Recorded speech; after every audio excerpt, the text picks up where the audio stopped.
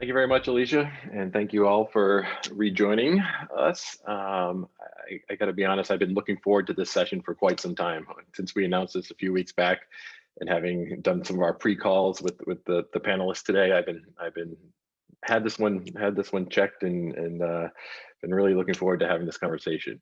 And I think maybe the biggest reason for that is that we have a slew of different perspectives at all coming to the same table. I think I'll be able to represent the industry analyst world, but then we have Timur from Avanade, who's going to represent the consultant side of the house. We have Adam from Boston Medical Center, who can represent the direct care provider side of the house, and then Lisa from Novartis, who can represent the pharma side of the house. So lots of different perspectives, and even within people's different roles, that some people are more interested in what happens before assets make it to the dam, and some, like Lisa, are more focused on what happens in the distribution piece. So lots of different perspectives here. We titled this session "When Asset Accuracy is Critical." Having worked with clients in every single industry, I can tell you everyone thinks asset accuracy is critical, but when it comes to healthcare, it really is, right? And not only are we talking about people's lives at stake, but in addition to that, we're talking about fines and just reputations at stake at every step of the way. So we've got to get the assets right so we can get those experiences right. So without further ado, I want to bring in our panelists for today. Timur from Avanade, Adam from BMC, and Lisa from Novartis. Welcome. Thanks. So I'd like to start by having you each just quickly introduce yourselves and give us some context.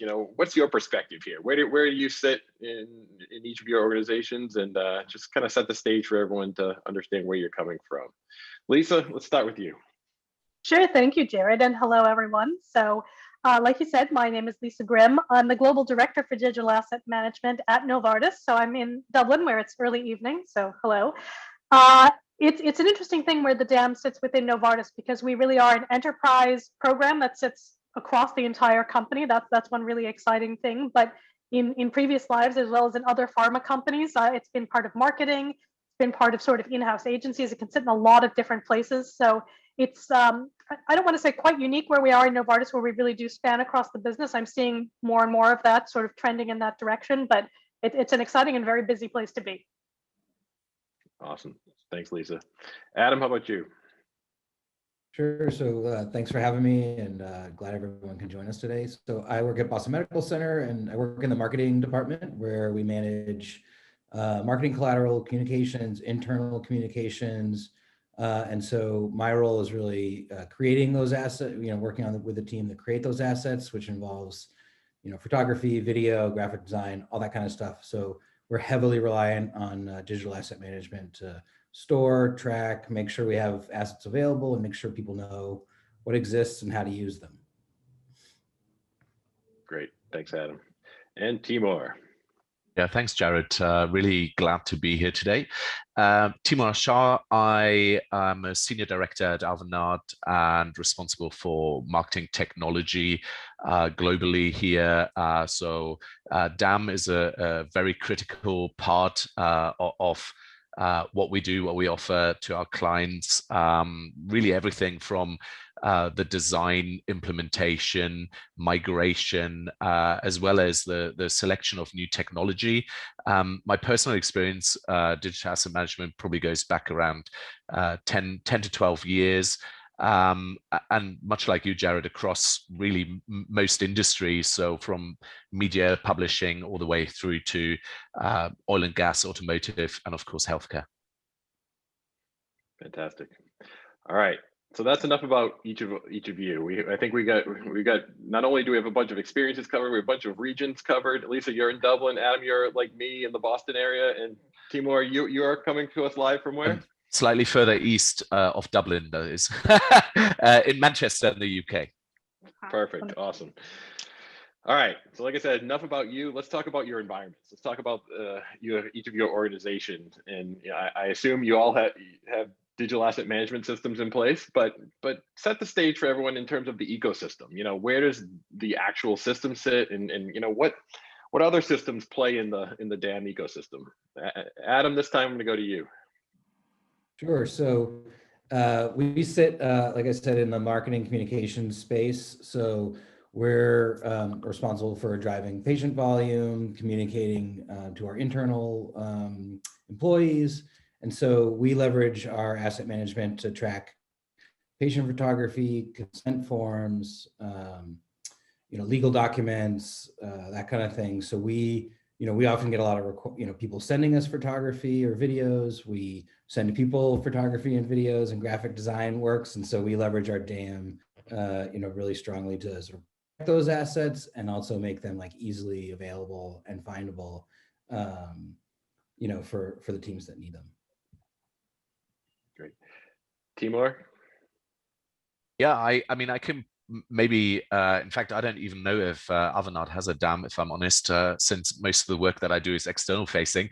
But my view from a healthcare perspective, and I'll generalize a little bit, is that DAM generally seems to be driven out of the creative departments and is an extension of marketing operations, I would say, rather than marketing per se. But I'm seeing more and more involvement of sales and marketing, who require services, creative services, content services that the digital asset management and content management applications need to serve, and also the speed at which sales and marketing want to tap into assets and content. So I think there might be, maybe we're on the verge of a move, a change, that this is not so much, that DAM is not so much owned, by the creative teams, but may shift to marketing teams, in the future. And I can relate with your comment about not knowing if you have an internal DAM or yeah. I know that we don't have an internal DAM. So do as we say, not as we do. That's right. Of a consultant, right? That's awesome.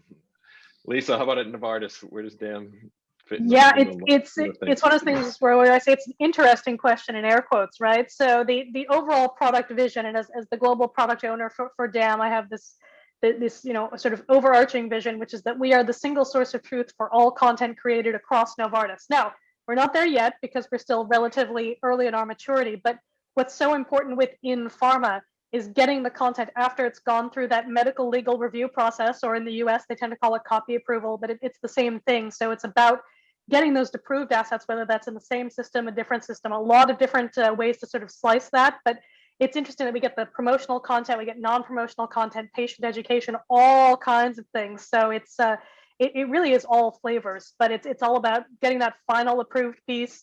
And I know we're going to get into it, but making sure that you have that absolute certainty, this is approved to use in this region, and that's where it gets hard. So Lisa, you brought up the big topic here that everyone's talking about, and that's that MLR, the medical legal regulatory approvals. That's just the bane of everyone's existence that works in healthcare. It is. I mean, it's something we all have to deal with. But different organizations are handling this in different ways. And we heard from a speaker earlier today from another pharma organization who was Abbott at the time, but he was talking about just making some fundamental decisions about when something goes through that MLR stage, and because, an asset that goes through that process can be made up of all this other modular content. Absolutely. Or sub assets, right? And so those have their own approval cycles, and then hopefully everything goes through. And so I'm curious from any of you to kind of give your insight.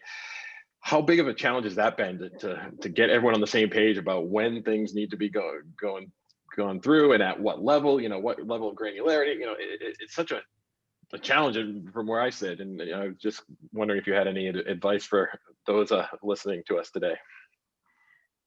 It's a really good question. I think really sort of get your data model right is my best piece of advice, because think about how much metadata you're applying to each of those individual assets, as well as that final composite, and how do you sort of have governance around that. it's really, really difficult to get the right balance. But that, if you get it right, it makes your life a lot easier. Now, Adam, do you encounter this too? Yeah. So you work on the creative side, right? So you're hitting it, you're getting it up front. So are you cognizant of where these things need to go right from the outset when you're even at the point of creation? You know, I think for the most part, the process, you know, for review and approval legally, like, is the same for most things at the end, you know, at the end stage. Here's the piece, but I think it's enabling the creators up front to have confidence in the photography they're pulling or the language they're pulling out of a brochure to repurpose into something else, that, hey, if I find it in the DAM, like, it's good to go. And I know from our case, you know, we had a pretty robust library of photography to pull from, but unfortunately, before we had a DAM, the link to the photograph to the consent form that gives you the permission to use the patient's imagery was, you know, sort of done offline, right? It was a folder, a filing cabinet full of consent forms, and a folder on people's desktops with photography, and it's the classic, you know, it's the classic story. So we ended up having, you know, hundreds and hundreds of images that otherwise, you know, would have been very usable, sort of be unlinked to their consent forms. And so knowing that, like, you can't use those is a real barrier to sort of being able to efficiently and effectively, like, find an asset and then implement it to keep, you know, to meet timelines and deadlines. And so, you know, when you're like, I picked this image, but, you know, it's great and everyone approves it, and then the designer's like, oh, by the way, I didn't see a consent form on it. Can someone track that down? And the answer is like, not really at this point, not by the time we need it. So I think it's just really important that, you know that, like, what's in the DAM is fully approved already and has the legal permissions. And so that's really what we've been focusing on at Boston Medical Center, is like having that single source of truth that Lisa mentioned, and knowing and having utmost confidence that, like, we had an asset, or we don't, we need to get new photography taken or whatever it is. Yeah. So Adam, I definitely want to come back to that whole notion of where consent is stored, and, you know, the relationship between, you know, a consent document and the assets themselves. We'll put that on the back burner for just one second, but we will come back to that. But Timur, just to finish up with you, you know, when you think of the MLR challenges that are unique to this industry, you know, what are some of the things that your clients or you're advising your clients to do to kind of help shepherd it through that process in the best way? Yeah, I think I agree with what Lisa said, that the data model, the metadata model, is absolutely critical to, you know, to be as organized and as structured as possible. In the end, I think, you know, I also agree with Adam that you need to have a single place where all your approved content is. I think the challenges often are the approval process is to get your assets and your content into the DAM, and the time it takes to do that. I feel what we're seeing, and I said this before, what we're seeing more and more is the need to update, you know, documents, assets, content at speed, sometimes even to, you know, to drive personalization. You know, if they're marketing activities, maybe it's even dynamic, right? So there are more and more challenges, I think, that are coming to data and asset accuracy, you know, potentially even involving AI. And I wanted to maybe extend briefly what Lisa was talking about in terms of the metadata model. What we're looking at more and more is applying metadata models also to content, and having regulatory content maybe in a stored in the CMS as a single fragment or a single atomized piece of content. And I've seen a few sessions, you know, this week around that, these modular content pieces that are approved, because I think if you can cut down the number of places and the number of times the same piece of content needs to be approved as part of a, you know, InDesign document, then a PDF, and then in another format, you know, that requires a lot of, you know, data modeling, a lot of analysis, and a lot of content mapping. But I think if you do that business analysis well and that mapping well, it will really speed up your content creation, your asset creation, your your approval processes, because you might only be able, you might cut it down to just one single place where you have to approve a piece of content if you're reusing that content a lot. Amazing. Like, But, this is the well, this is what That's the the dream. promise of digital Nirvana, asset right? management, right? Yeah, I agree. It's right. But it's what we've been talking about for years and years and years. It's right, proper reuse so that you don't have to repeat effort over and over and over again. I mean, there's a real ROI value to that, right? If you don't have to keep sending it through a very expensive cycle, right? Yeah, I was, if I may, I think the biggest challenge that I see, we've been doing quite a bit of work with one client in particular recently, not in the healthcare industry, but atomic design has been in existence for some time, and there's principles and systems in place for that. But similarly, you have metadata models that exist. I feel content has been kind of left out of that a little bit, and also data overall. So when you think about AI, machine learning, that doesn't seem to be, to my knowledge, a common data model that applies to machine learning. But I think if those converge, and I don't think it'll be long until someone comes up with a model that allows the user experience or the design side, the data and the content side to play together very seamlessly. Whilst we've been talking about that for a long time, you're right. I feel we're getting closer. Yeah, we definitely are.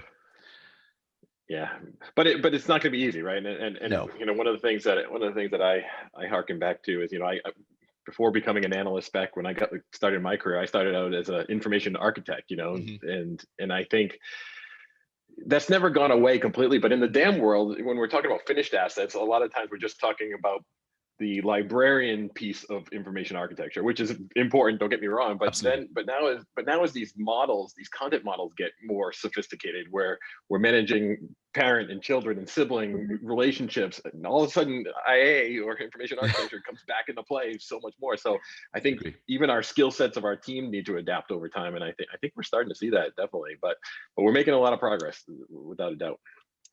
All right, I want to come back to consent management because I know that's such a hot button issue with so many people on the line today. And just to that end, before I go there, I just want to remind everyone, I have a ton of questions. I can keep talking all day, but I really want to hear from all of the attendees. So feel free to ask questions in the attendee module, and we'll get to as many as we can as we go through this and kind of filter it in amongst my my topics and questions. But all right, Adam, I'm going to look at you first because I think consent management probably hits you the hardest amongst this group. Obviously, Timur, some of your clients, and maybe not as much for you, Lisa, but I'm sure you hear some horror stories along the way. But Adam, so help us understand, in your environment today, how are you doing this? And you alluded to some of this before, the assets live within the DAM, but do the consent forms actually live within the DAM, or is it a link to somewhere else? And how does that all work? Explain that to us. Yeah, that's a great question. It was really important to us when we, were evaluating DAMs to bring in that the ability to load assets in and out and then link them together in some way was both existed and in the tool, and then was easy for the end user to do. So we've, one of the first things we did was migrate, was change the process of, paper consent forms get stored in a filing cabinet, and the digital photography or video gets stored, in the asset library. So we, at this point we scan, the consent is still done on paper at this point. That's another, legal compliance thing. And so the consent is, filled out, it's scanned, and it may not be scanned. It's scanned by probably someone else, so the marketing manager or the person on the media team who did the consent, but the photographer is uploading the photography separately. So how do they meet in the middle in the asset management tool? And that's the tool we have just makes it pretty easy. So you upload a consent, and you're like, what are the images? You can search right for them, and they appear together. So it doesn't matter if I'm looking for a photograph in the dam, I find one, I click on it, and in right below the image itself and all its metadata is like, and here's the consent form, which is a scanned copy. So that can be clicked on, looked at. You can quickly see when it was done, what its validity is. And then if there's any questions, like, we tend to go above and beyond when it comes to, consenting and reconsenting our patients. So if something was used, with a patient and they gave us consent and it was for use on the website, but now we're going to do something out of home, we're going to reconsent that patient. And so just for that ability to very quickly be like, I want to use this photo, here's the consent, that consent has all the patient's contact information on it.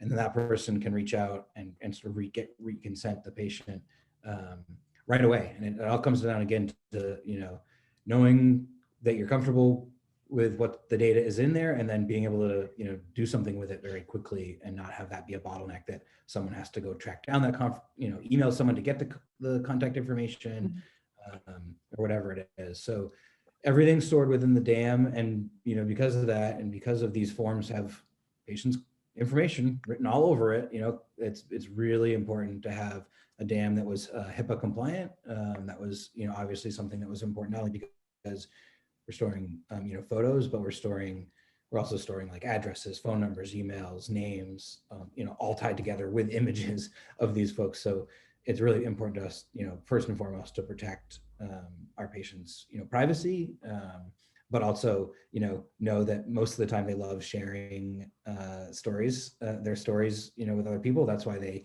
chose to be part of the work in the first place. So just, again, it's that confidence building and just really quickly being able to like find the right assets. And I'm sure others have seen this, but I can tell you that very few of the digital asset management systems in the marketplace are HIPAA compliant, to the standards that many organizations are looking for. I mean, it's a it narrows the pool really quickly. It really does. I'm going to go on a limb and say it's less than a handful of some of the biggest dams or most popular dams out there, and it does limit the pool very quickly, and that's not always a great thing either, because sometimes you're left with not the most modern dams, right? Yeah, and you have to kind of know what you're doing too, as a sort of caveat emptor. When I was at AWS, I was in the compliance team there, and it's shared responsibility model. So you really have to know whose responsibility is, what goes where, and it's it can be done, but you need to know what you're signing up for. So there's always a human. There's always a human element, right? As well, not just the technological to any compliance. You wanted a horror story, so it wasn't anything to do with HIPAA.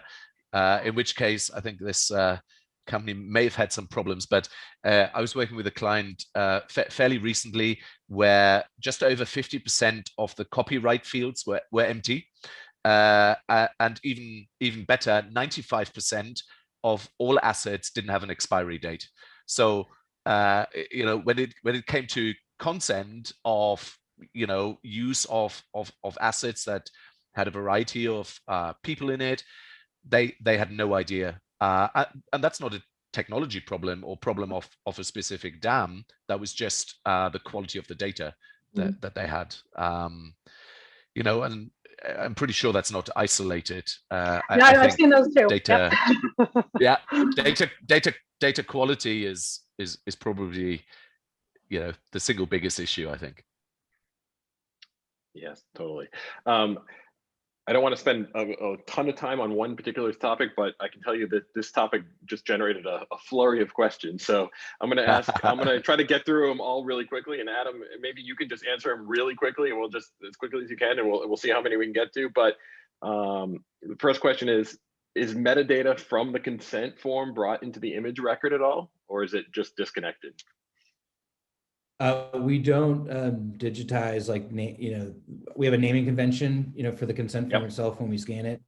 Last name, first name, date the consent was taken. That allows you to quickly do a search, and get pretty close to what you're looking for.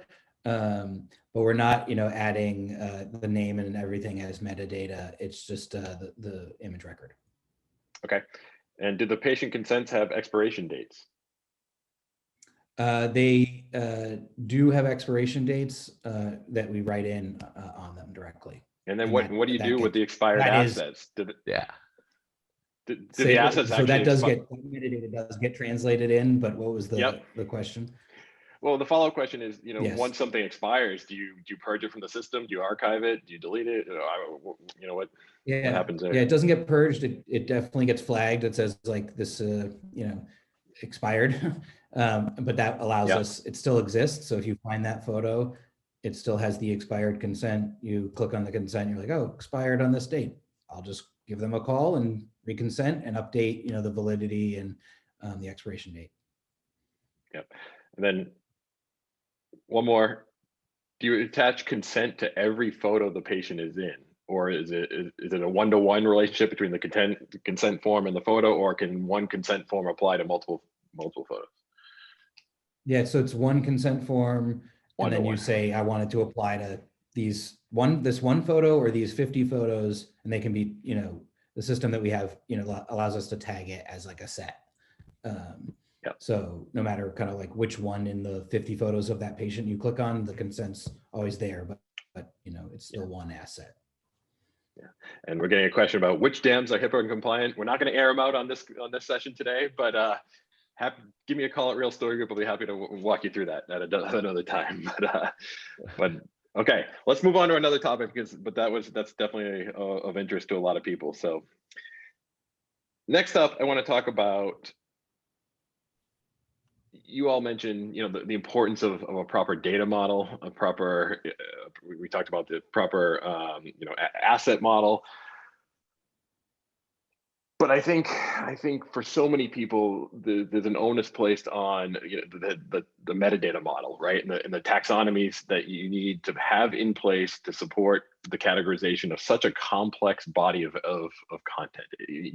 Healthcare content is just by its nature, it's complicated, right? And I mentioned on a previous session today, to complicate it even further, the healthcare industry has a set of taxonomies that kind of exist, for everyone, and you can leverage that, sure. But then each of your individual organizations, you have ways that you talk about your own assets, and it's very custom to you.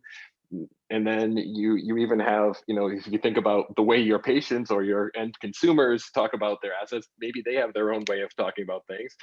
And then, as we all know, there's regional differences that happen. The way someone talks about things in Ireland might be very different than we do in Boston. Well, maybe not. We're probably pretty similar.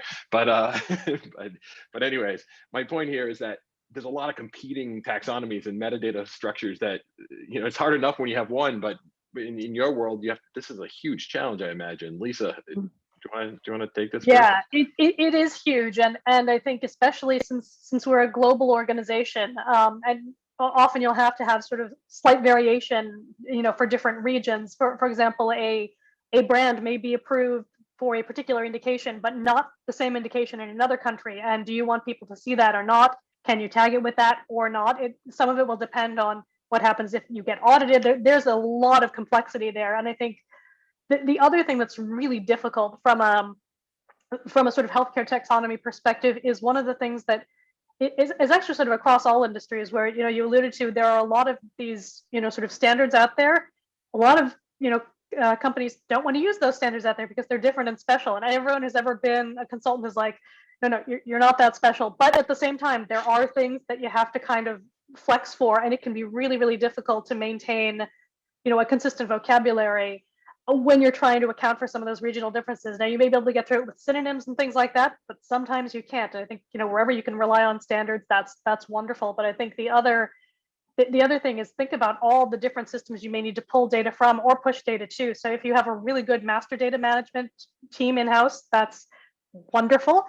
You may not, I'll just say, you may not. You can see me screaming internally here, but if you have it, that's wonderful. But you have to work so closely with them and really be able to have good governance, good back and forth, and have people agree on these things, because you get one thing out of whack and someone can't approve something that needs to go out that day. So how do you solve for that? It has to be a flexible model, but it has to be a very, very strict model at the same time. So it's hard. Adam? I can echo all of those points. I think, we're a smaller, at Boston Medical Center, our asset management tool is, in our marketing communications office. We're a small team, so we don't have the luxuries of some of the larger global organizations that have, dedicated people dedicated to asset management. So, I'm sort of the evangelist in the department, and the implementer and evangelist. And my job is to really help the rest of the team understand how important the metadata and the tagging and the information that goes in, how important that is, and sort of be a little bit of a watchdog over, the content when I see it and it comes in. And I think, some of the best ways to do that, when you're a small agile team, so it doesn't, you can feel like you're sort of like the beat cop, always like, who's putting what data in, is to be more proactive and just, keep supplying, best practices, good tips, just keep, friendly reminders in, weekly emails and to teams that say like, hey, did you know that you can do this? Or did you know that if you search this way, you might find a different asset? And so it was really important to us, like up front, to not go overboard with the amount of metadata that we are capturing and requiring when assets go in, but just to kind of keep it to the bare minimum, and then, really help people understand sort of tagging, thinking about like, if I was to search for this in 5 years and I was brand new here, how would I do that? So that's kind of how we've approached sort of making sure, the right data is in there so these things can be found. Timur, how about your clients? When it comes to getting a handle of, tagging things correctly and having the right tagging structures, the right taxonomies in place. What are you seeing there? Yeah, I think it's reasonably. No, I wouldn't say it's simple, but I think there's two key elements, and I think it's interesting because I think Lisa's on one side, and it sounds to me like Adam is on another, probably because of the size of the organizations. And I think for me, it's around the governance, right? And what sounds like Adam's case is more about encouragement, and I'm sure at Novartis it's probably enforcement, right? And it's often a balance, between the two. Do you enforce a model? Do you enforce how much tagging goes in? Or do you encourage? And I think there's a middle ground, and it's down to the culture of the organization, of course. But the other important piece is consistency, I think, after the governance. And for me, what you were talking about at the beginning, Jarrod, is critical. You said, there's industry specific, data models, for example, in healthcare, right? And I agree also, Lisa, that people feel like they're different. Our organization is different. Yes, you are, but you're not so different that you can't use them. So I do think there's value having an industry specific part to your data model. You probably have a corporate, and then you end up kind of drilling down into either organizational business units or regions, region specific, maybe even language specific. But that consistency, I think, is critical. And then having a model in place that allows you to maintain that consistency and the quality.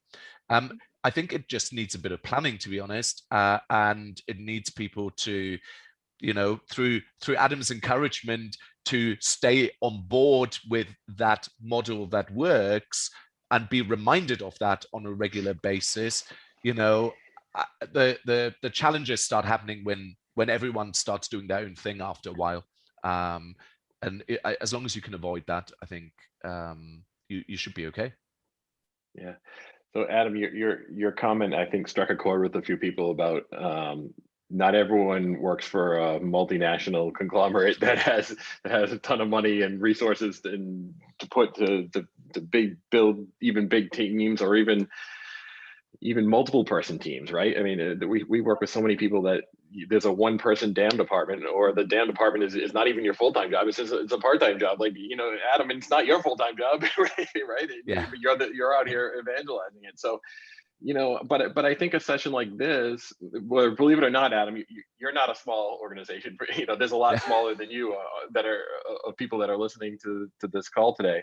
So, but I think we can learn some lessons here. So let's talk about team structure just for a second, because I think everyone's team structure looks differently, and like I said, there's a lot of nice to haves, but there's some must have skill sets that we all have. So I'm curious, and maybe I'll start with you again, Lisa, because you might work for the biggest organization of the bunch here. I think I can pretty confidently say that. Avanade, I haven't checked your books recently, but I'm pretty sure they might have you. But at Novartis, what does your team look like on the DAM side? It's interesting because you have to think about the DAM as one sort of overall part of our sort of approval and data product, if you like. So we've got these different pillars of it. So there is a question of where does, for example, the same taxonomy goes across all three of those pillars. So we have to have what we call sort of T-shaped people who have skills that go across all of them. So we need people who are strong in taxonomy. We need people who really understand tagging. But I think really one of the biggest things we need is, obviously like librarian skills are huge, but you also need people who just have real empathy for the user, who can go out, talk to the users, find out what's not working for them, what is working for them, what can we do better, what did we miss, what's something that they would love. So, we do have this very sort of product mindset and have a big backlog of things we would like to do, but it's, I really think having people who can translate those sort of very, niche technical skills into something that's meaningful for the users is really the hardest thing. Those people are like gold dust, but they're the ones who make it all work. You have to be able to speak both languages. So that's what I rely on, is my team, which is not as big as people might think. Love for it to be a little bigger, but that's what makes the magic happen. Yeah. And so Timur, when you look at your clients, have you seen some, what are the necessary skill sets that you see? I agree completely with Lisa. I think more and more it's multi-skilled rather than very specialist. I have a question for both Lisa and Adam, if I may. What do you think?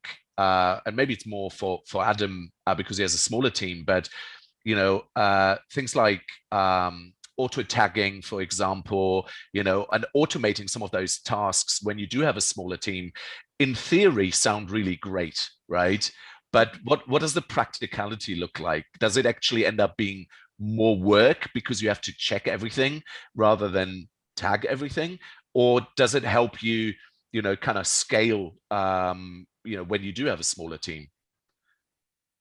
Are you talking about auto tagging, like AI tagging from the systems themselves, that sort of thing? So, for example, I actually think it's a really good thing. It's the way I've seen it implemented that I think is the most successful is when the auto-generated tags are their own set. So you can kind of turn them on or turn them off and choose to look into them or not when you're searching for something. And that way, you're not, because things can be wrong for sure. But I actually encourage people to look at the auto tags, especially people who are new to uploading assets. Look at them because sometimes the machine has come up with actually tags that I wouldn't have thought of, right? That people might search.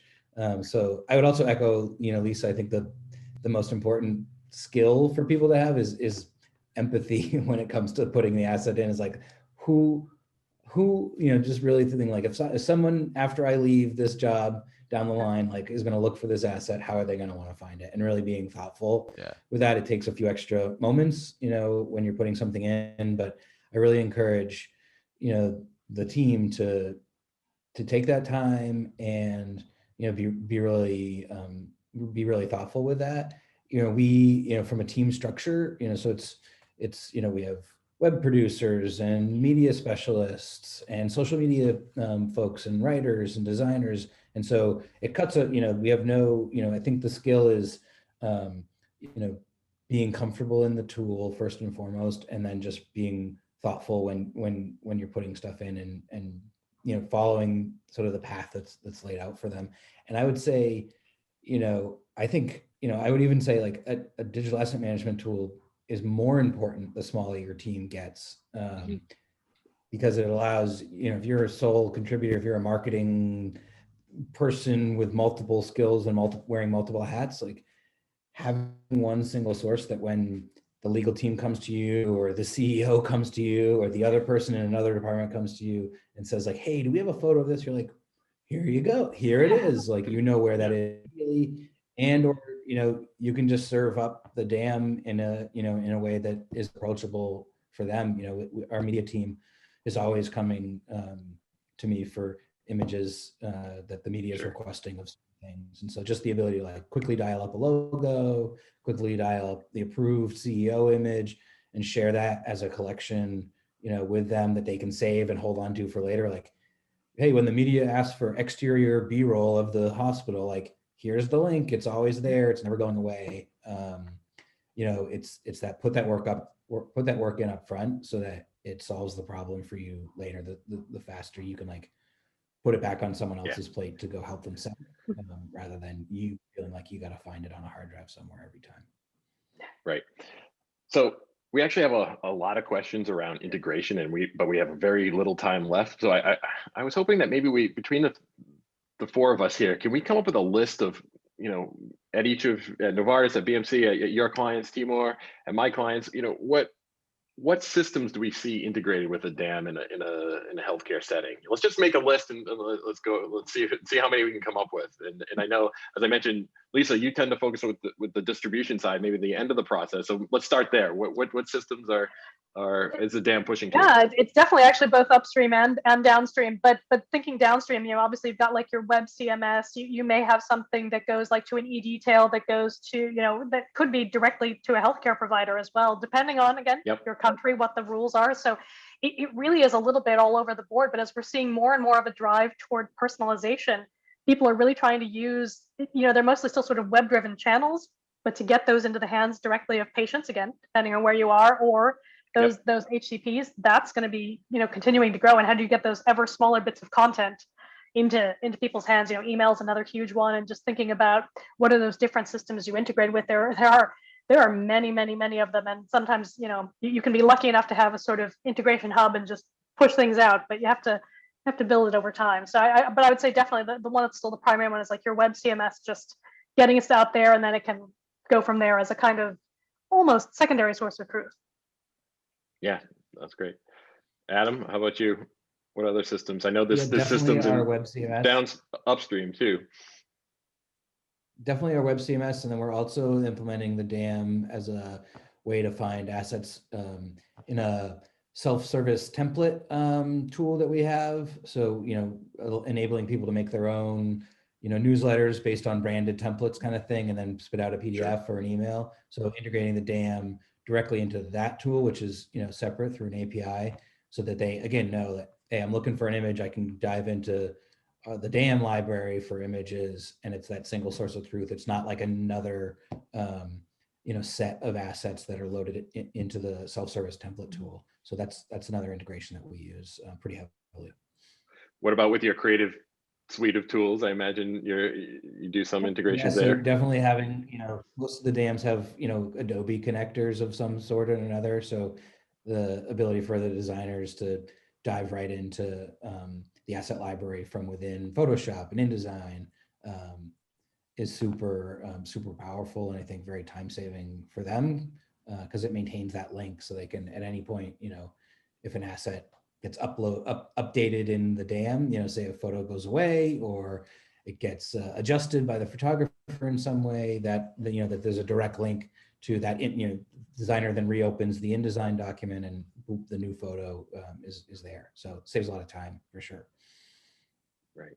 So what do we miss? Social publishing tools, marketing automation tools, workflow tools. Yeah. CRM, that's a huge one. Yeah. I've got some interesting ones at the moment. Presumably, I think because of the pandemic that we're in, we're seeing a lot of integrations with things like Microsoft Teams or SharePoint for collaboration. So people are at home, right, rather than in the office. So the need to collaborate is becoming, really, really big. Did you say marketing resource management as well? So your kind of MRM tools, even e-commerce, PIMS. So I think there's obviously a big variety, but at the moment it seems to be around collaboration. How, if the DAM isn't the place necessarily, or the DAM might be the place where your creatives, and certain parts of the organization collaborate, but if it's bigger than that, if you've got sales teams, if you've got comms teams globally, where do you bring all of that together? Do you have an intranet? Do you have a portal that you specifically build that sits on top of your DAM so that everyone can access? Does your DAM allow you to do that? Or do you integrate with teams, right? So that's something that happens a lot right now. All right. Well, I got to stop you there, unfortunately, because we're out of time. But I feel like this is a conversation we could have for several weeks if we kept going. But great job, everyone. Thank you so much for your insights.